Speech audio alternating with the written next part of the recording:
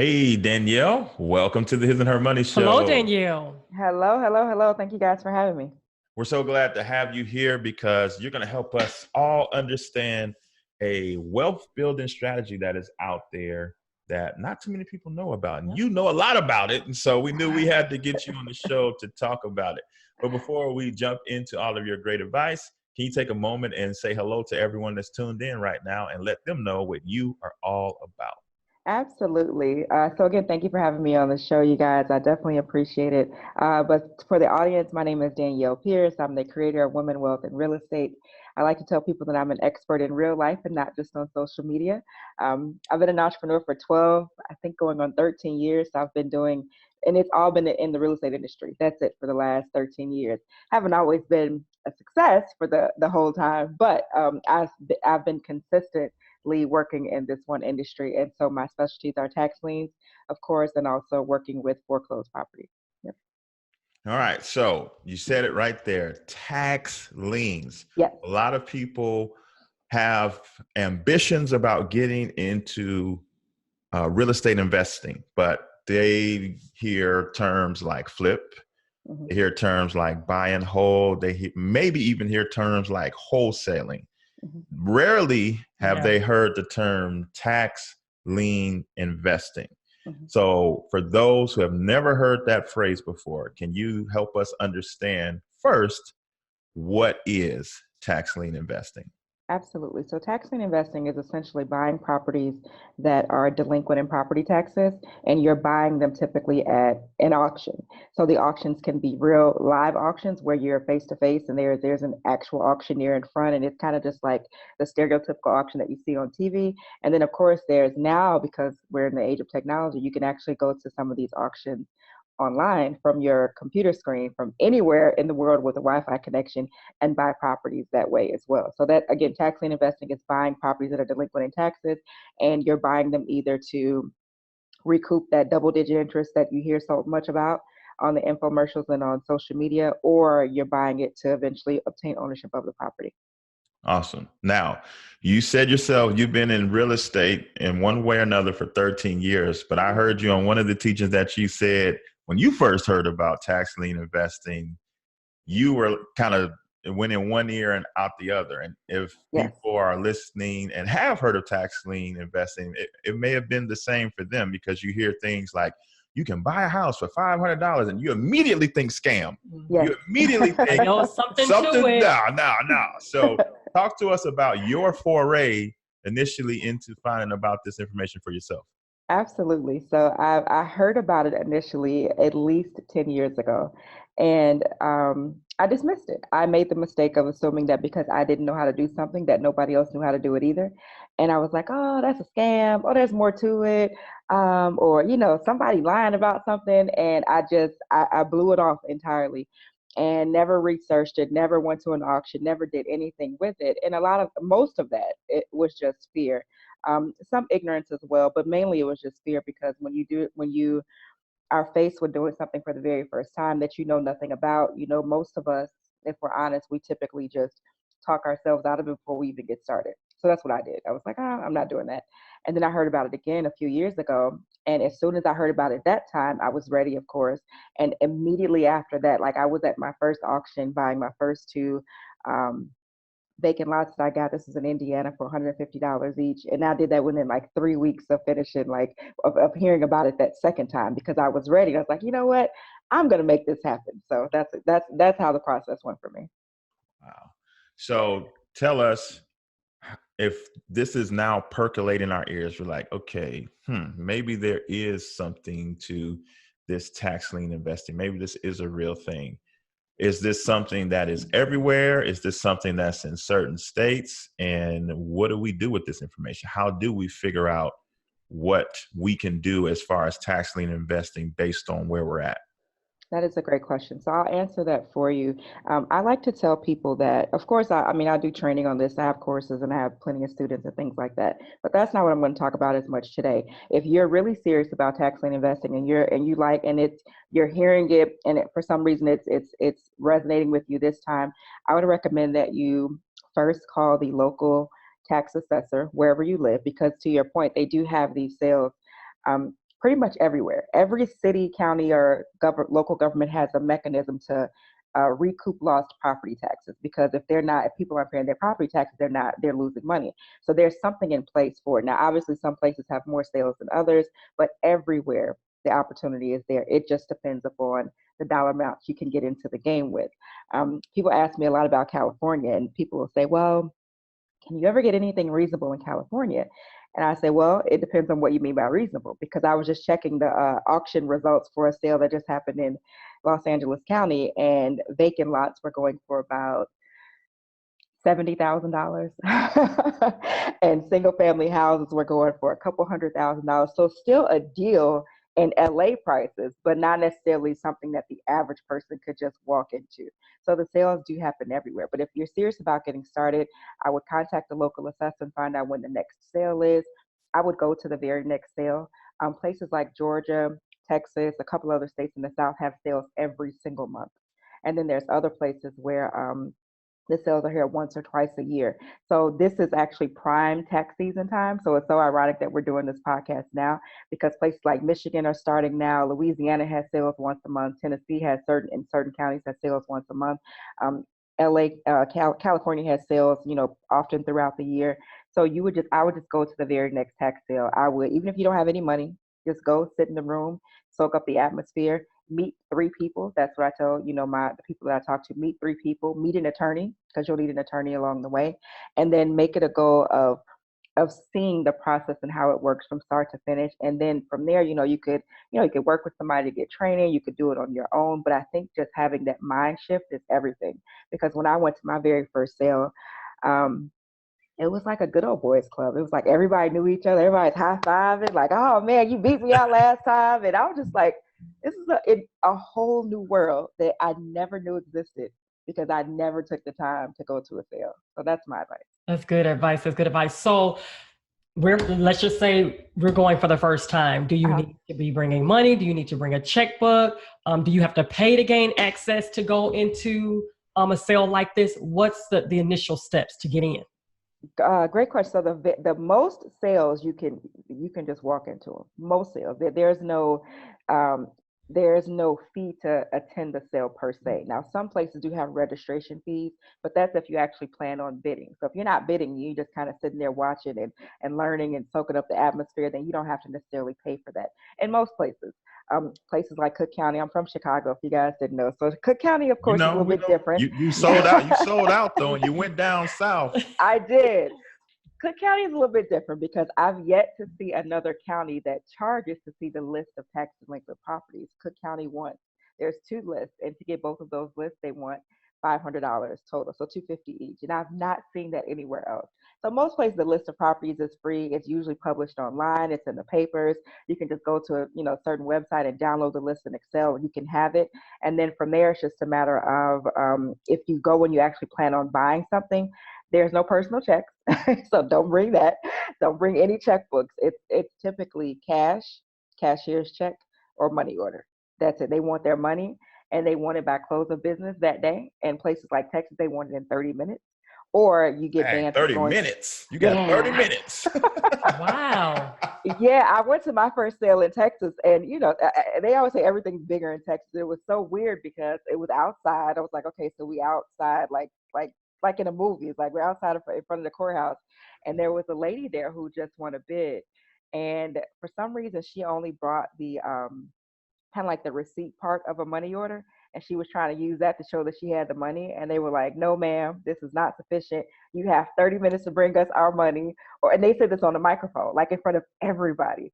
And if you don't do that, then you can't come to any more sales, and they fine you like 25% of the amount that you should have paid. So it's very serious.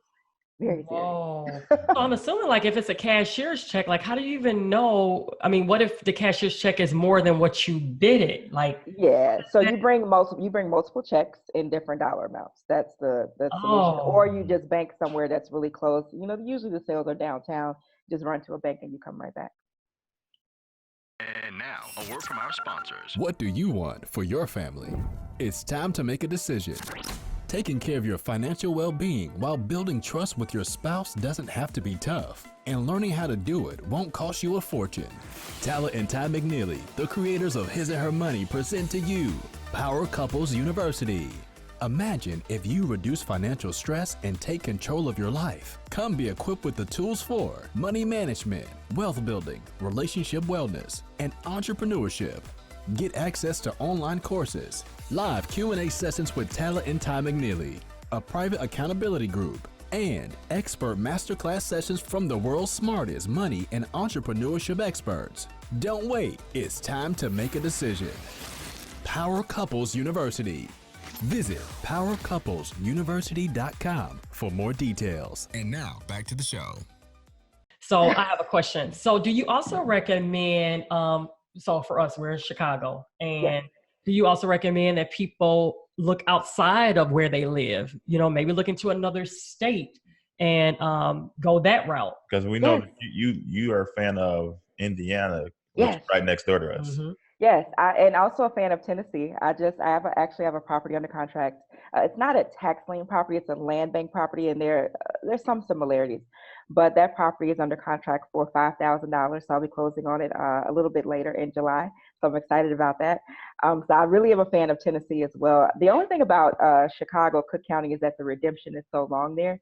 So redemption period, for you guys who are listening, that's the amount of time that the homeowner can come back and say, I have all the back taxes that I owe, plus the penalties, plus the interest, blah, blah, blah, and they pay everything. And so if that happens, then you're not able to become the owner of that property, obviously. But you get reimbursed whatever you paid plus a certain statutory interest rate. So for Illinois, it's actually Illinois has the highest at 18% a year. So it's a pretty good return. And then other places, it's like Texas and Georgia, 25%. So you really don't lose either way. But so I forgot the question again. So we're talking about the interest. That's like outside of where you live. Yes, I like Michigan, Indiana. I like Louisiana and Tennessee. But I do recommend investing outside of where you live, especially if you're in a high cost area like New York or California. I don't recommend blind investing. Like don't rely on Google Photos. Don't rely on, stuff you see on Zillow and Trulia. You do have to go to the field at least to kind of see what the neighborhoods look like and learn the areas. But once you do that, what I do is I hire photographers to go and take photos for me for upcoming sales after I already know the area pretty well. That's good. So when you say things like you like Tennessee and these are good areas for you, like what makes that qualification good? Why is that particular area? Is it because it's very hot right now? Great prices? Like what's the stipulation on making it a great area to actually get started? Great question. So the redemption period plays a lot into where I recommend for myself and for the people that I work with. Alabama is one place that, for example, that I never really recommend to anyone because their redemption it's at least 3 years in Alabama. So you could win on, 10 or 15 tax lien certificates, but you're not actually the owner for a very, very long time. And in the interim, there's not a whole lot that you can do, but kind of wait. And so most people don't have money that they don't need for 2 or 3 years. And so that's why I don't recommend, places like that. But what makes it a good area is a shorter redemption period. So Indiana, for example, has a sale where the redemption is 120 days, which is the shortest in the nation. And then also there's a difference. We're talking about tax liens, but there's tax liens and tax deeds. Tax deeds is when you actually buy the property or the land outright. Which for some people, they really, really are attracted to that because they don't like the waiting and the uncertainty that comes with tax lien investing. So they prefer to go to a deed state. And Louisiana happens to be a deed state. So does Michigan. And so is certain parts of certain counties in Tennessee. So if you're like that, that's what makes me recommend those places. Shorter redemption, or it's just a deed state and you own the property outright. And also the price point too. I think that if you have 8, 10, 15,000, Louisiana's a good spot. If you're working with like 5 to 8,000, Tennessee. If you have less than 5,000, of course, Indiana. So that's the reason behind that. Now, do a lot of people invest in tax liens, not for the full purpose of owning the homes, but just making great interest on their money? So they're just looking at ways, just to invest that route? Do a lot of people go that route? Absolutely. It's weird. If you go, that's why some people tell people to go to the next auction, because once you get there, you'll see a lot of investors don't necessarily look like we do. There's lots of foreign investors who actually come specifically to invest in tax lien certificates for that very reason, because that double digit interest rate. So if you're investing and you have, let's say, $100,000 that you want to, that you can spend, well, if you are in Illinois, you're looking at 118,000 after that first year, another 18,000 after the second year. If you're talking the 2-year redemption in Illinois, if we're in Texas, it's 25%, so $125,000. So you can see how the amounts jump significantly when you're playing with higher levels of money. So people do it all the time. Yeah, because I'm almost thinking, you have some people that invest on the route and they want to collect, rent and things like that. But sometimes you can probably outpace it just by the interest alone and never have intention. I mean, you want probably the owner to end up paying their taxes so they can keep their home, but yeah, it sounds like it's something that people would do just to make some cash. They do. Yeah, you win on both sides. Yeah. I'm sorry, I got one more question. I see your wheels turning. I heard you say something and I was like, I watched you on YouTube. It was another interview, and I could scream through this. Yes, you said something that was so profound. Now here on the His or Her Money Show, we teach debt freedom, but we also teach empowerment, building wealth, investing, and things like that. And we own our home outright. And I heard you say something like, for somebody that's looking to purchase a home for themselves, this is a great way to even get started paying cash and you own your home. And I heard you say it may not necessarily be the exact home that you want, may not be as big as you want, but I mean, you can get into a property for $15,000 and it's yours. Yeah. So talk about that. I don't think that a lot of people even entertain that idea of purchasing a home for themselves to live in and get it for a reasonable price.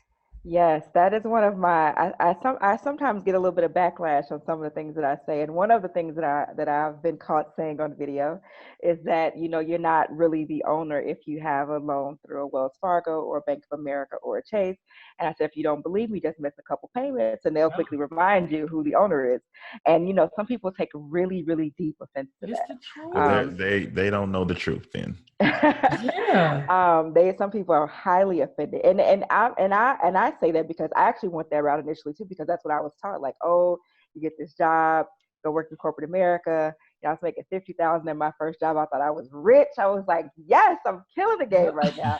I'm gonna go buy a house, and then I got the house, wasn't able to keep up, ended up going through a foreclosure, and it was just a very humbling experience, and it made me realize that okay, this approach wasn't necessarily the ideal way that I went, but I didn't know any other way. So if you are young or old or wherever, and you're looking to own something outright, this is a phenomenal way to actually become the owner of something where it's yours, and there is no repaying of Wells Fargo or Bank of America and worrying about them raising the interest rates or any type, or selling your loan multiple times. It's a phenomenal way to actually become the owner of a property and be completely debt free. Of course, there's always property taxes. And it's yours. And then and the beautiful thing is that it also, a lot of the barriers to home ownership that stop us in the Black community, as far as W-2s, credit scores, bank statements, showing proof of funds. For Chase and Bank of America, they want to see, you can't just have somebody give you money. They want to see the account it came out of, the account it went into.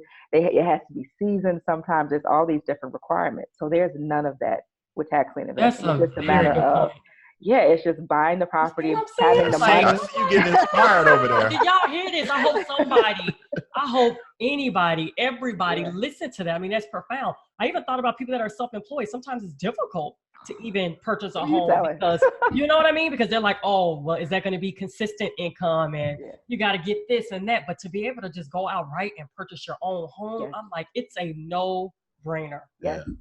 So I want to give context, and I want people to know that this isn't theory. This is something you've walked out. So could you, give an example? I know you got some deals in the pipeline. Can you give some examples of completed deals that you did? So, you went to this state's or this county's auction, you bought it for this, you rehabbed it for this, you rented it or resold it. Like, can you give context to some actual deals that you did from start to finish? Sure. I'll just start with myself. So I have very first sale was two vacant lots that I got in LaPorte County, Indiana. Those were $150 each. And I actually wasn't intending to buy anything at that sale, but I just kind of I saw everybody else buying. I got caught up and I was like, I want to buy something today. And as I was paying for it, I thought to myself, so what if you get up here and you have to pay all this extra stuff that you didn't anticipate? Or what you going to do, Danielle? You and your bright ideas. But it worked out. And I just had to pay, it was $312 total for the recording fees for those two vacant lots, which I still own. I'm not sure what I'm going to do with those just yet, but the property taxes I have to mention, one is $5 a year and the other one is $63 a year. So I was like, this is a no-brainer. And I actually drove by them about a couple years ago. And so they're kind of like in this wooded area next to a small lake with houses around it. So it looks like a pretty good buy. But again, it was so cheap. I was like, hey, I'll just hold on to these. And then I have 4 properties that I acquired for $3,000 total. This is not including attorney's fees. We could talk about that a little bit later. But for those 4 properties, it was 500, 500, 800, and 1,200 was the prices that I paid for those. And that was at the sale in Lake County, Indiana, where the starting bids are 500. So for March and May, the sales they start at $500 each, and it goes up obviously. But you can get one for $500. But I tell people it's going to need work because sometimes that's not apparent for I don't know for what reason, but it's going to need work. And you have to pay an attorney, obviously, to help you through the process or to finish the process for you.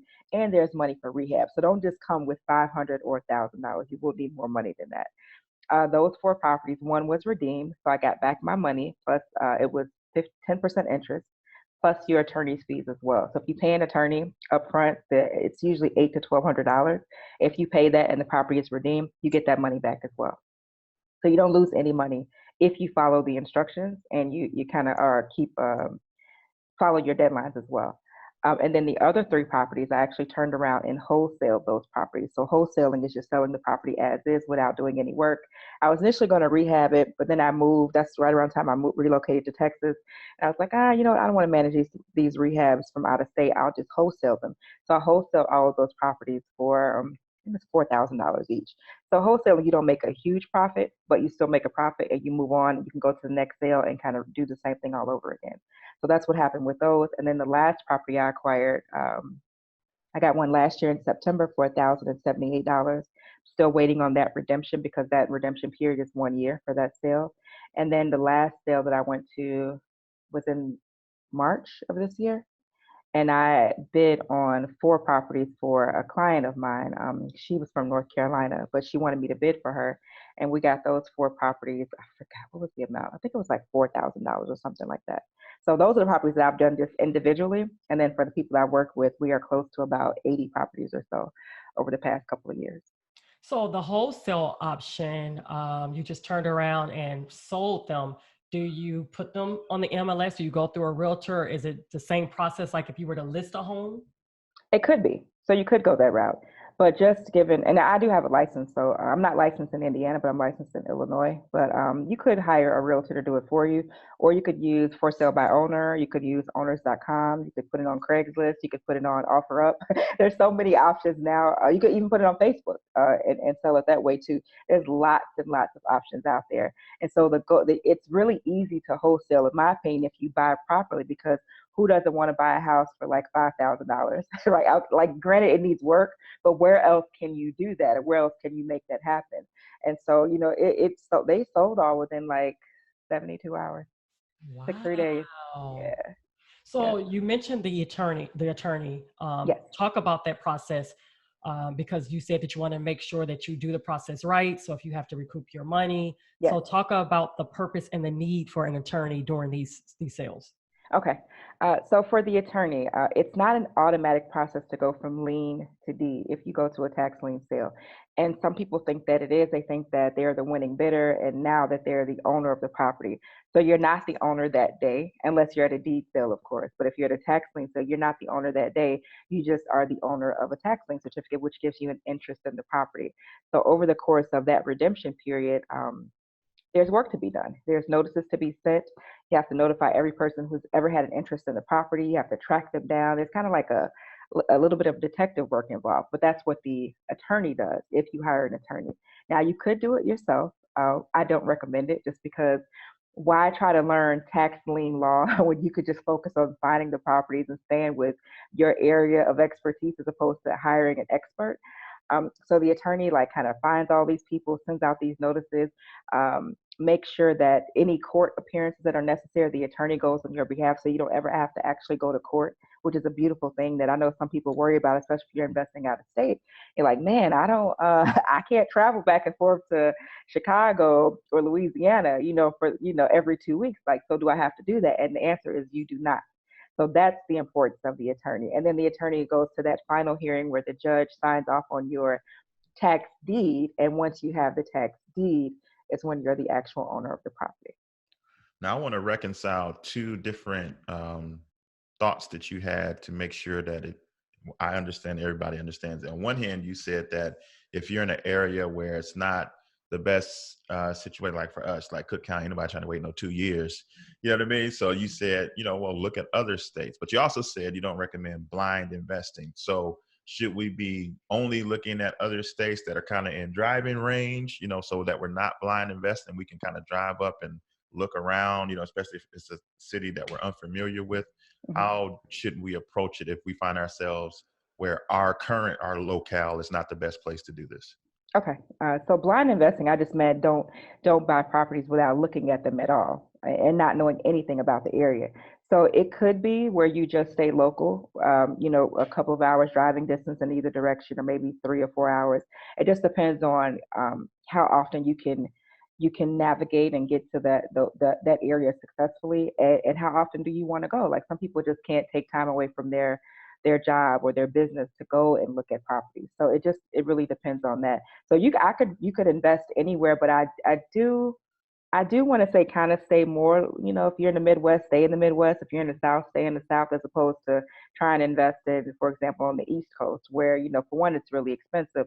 And for two, it's quite a distance away as well. So blind investing just means I don't want you to just buy stuff, because you can go to an auction website right now and you can bid on the property. But if you know nothing about it, if you've never been there, I don't recommend you do that.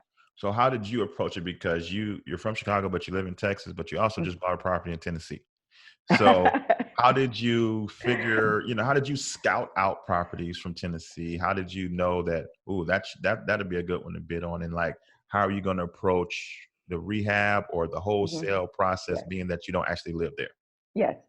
So like a lot of people, of course, I have family in Memphis. I feel like a lot of Black people have family like somewhere in Memphis, or usually Memphis, Mississippi, Georgia. I just feel like we all have some kind of roots there. So I do have family there. My brother actually he bought a property there not too long ago. So he had just taken a trip there and closed on the property. So he knew the area pretty well. My cousins know the area like really, really, really well. So I kind of relied on them. And then I did take, I've been through Memphis obviously a few times as well. So I know the area somewhat. And then I'm a numbers person. So I took a step back and I looked at the market. I looked at what properties were selling for. I looked at, and when you're looking for market conditions, I only look at like a half-mile radius from the subject property. I'm not interested in like 2 miles out or a mile away, because that's too far. If you're from Chicago, you know that things change rapidly from block to block. So I want to stay pretty nuclear in my search radius. So I relied on that data. But again, it was mainly just my family. My brother was just there. And as far as managing the rehab, that'll be, again, me relying on my contacts in the area to go by the property and check on it for me. And then my other plan is, because I'm self-employed, is I'm going to spend about 4 weeks down there to kind of oversee the rehab personally and make sure that it goes from start to finish, and then find a tenant to put in the property. And my goal for that is all about 30 days to make that happen. So you mentioned, you gave a very good tip. When you go to these tax lien sales, meet about 3 people there. Yes. What's the purpose of that? Is it to connect in partnership, or is it to get more information, to really learn the ins and outs? What's the purpose of that? It's all of the above. Like, I don't recommend going to meet somebody and trying to like pick their brain for hours and days on end and get all the free information. I don't recommend doing that. I recommend, meeting people. Meet obviously an attorney is one of the people that you should meet, but more so to build your network of people who are on the same page as you are. Because like what happened to me, because I didn't know any tax lien investors and I heard about it, I dismissed it. But if you surround yourself with people and they speak that language and they're actively going to sales and they're actively buying properties, it shifts things for you, and it makes you feel like you can actually do it, and you see it. And I think seeing something is just a game changer. Once you see that it actually is possible, you're like, oh, okay, now I can make that happen, and to stay on point, to stay motivated. So do attorneys go to these in expectation to gain clients? Because I heard you say make sure an attorney is one that you definitely connect with. They do. Are they very visible and apparent? They're very visible. They're very apparent. They love to tell you that they're attorneys. They love to tell you that they are the expert. Yes, you will have no trouble finding an attorney. And then some places, the last time I was in Indiana, there was a presentation of all the attorneys who were there. It was kind of like, hire me, no, hire this one. And there were 7 to choose from. Wow. So in the event the deed is given to you and now you're the owner of the home, I don't want to call them investors or the owners work out something sometimes with the current previous owner that's in the home, like maybe a rent situation? How does that process work? That's a good. You're asking all the questions that are like the most commonly asked questions. So this is so great. So yeah, sometimes people do live in the properties. Like the one that my brother actually just closed on, somebody does live there. So you have a couple of options in that scenario. You could either go approach the current occupant and try to work out a rental agreement to see if they're willing to pay you rent. Or if that doesn't work, then of course there's cash for keys, where you basically pay them to leave, and then there's eviction as the last resort. I'm really not the biggest fan of eviction because, of course, it's tragic, it's stressful, it causes, it's a very emotionally charged situation, but sometimes it does happen that way. Working out a rental agreement, if you wanted to be a landlord, is usually the easiest way. But I'll tell you, if you're dealing with the homeowner versus like not a renter or not a tenant, like they were the actual owner of the property, that usually don't go so well because they're like, well, I've been in this house for 20 years, and I'm not about to pay you rent. This is my house, and so that situation is not ideal. But sometimes you do have to evict people. So I know a lot of people are like all in, like they want to know more, they want to dive deeper, and I know you have a course that dives deeper on this topic. So Can you let people know more about that? Sure. So I have a tax lien. It's an online tax lien investing course, and it covers 23 states. So not all 50 states, but the list of states is listed on the course website, of course, where you can check and see which ones are available. But it covers how to select properties, the maximum amount that you should bid for properties, because some people are like, I don't know what to bid, or what should I do, or how much should I pay? So it covers that. It covers how to do research on what's going to happen in that neighborhood that you're looking at in terms of, is there new development going on? Is there a new highway being built? Is there a new school system or new schools going up in the area? It covers that. It also gives you recommendations for a couple of attorneys for certain states as well. We have a Facebook group where everybody kind of shares their wins and losses, because there's been a couple of those. Fortunately, not many, but there's been a couple. So we talk about that as well. And that course and everything else is available. You can find out more information at DaniellePierce.com. So in closing, tell us, Danielle, why is tax lien investing a wealth building strategy that people should definitely look further into? You know what? We collectively have had so much land and property stripped from us over the years, and not just in America, but around the world. I am a huge fan of reclaiming that land, or owning land and owning property, so to speak. I remember my grandmother would always say when I was young, like, get you a piece of land and get you own something. I'm like, Grandma, what you talking about? I'm like 10 years old. I'm like, what do you mean? But she would always say that. And I think, again, that's because, the land that she had, again, in Mississippi, that's where she's from, was gone. It was just taken away. And nobody knows who's the owner, and it's not in the family anymore. But also a lot of the burdens or the barriers to home ownership that we talked about earlier, in terms of credit score and job history and things like that, and background, all of those things go away with tax lien investing. And then I think it's really, really ideal to own something outright versus having to constantly repay, a mortgage every single month. I think the monthly payment trap is like one of the biggest scams, or what's the word I'm looking for? One of the biggest traps that have hit the American people, like just low monthly payments. Because what happens is we have all these low monthly payments, and then we look up and it's like $5, $6, $8, $9, $10,000 a month, but everything is real cheap. individually, but collectively, it's a lot of money. But owning the house outright, I think it's phenomenal. Owning the land, given the legalization of marijuana that's happening in so many states, Illinois just being the latest one, is huge. That's why my eyes are Michigan, because in Michigan, there are acres for sale on the western part of Michigan that you can buy outright because it's a tax deed state at an online auction, and it's not really expensive. So if you have an interest in just owning land for that purpose, I mean, Michigan is an ideal state for that. But I'm a huge fan of just owning something and keeping it and using it to pass down to the next generation. If I had just been passed down even a little bit of money or a little bit of land, I would be, it's such a boost. And it's one that, a lot of us don't get to take advantage of in our community. And I think this is the perfect way to change that. Wow. Awesome. Yes. Well said. So if people want to keep up with you and all that you have going on, where are you at on the internet?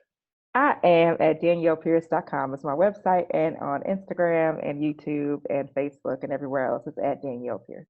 All right. We'll be sure to have links to Danielle's course as well as her website in the show notes of this episode. Danielle, you have opened up our eyes. Our minds are turning. We're strategizing right now. We really appreciate you taking time to share all this great information with us. Thank you so much. Absolutely. Thank you guys so much. I appreciate it.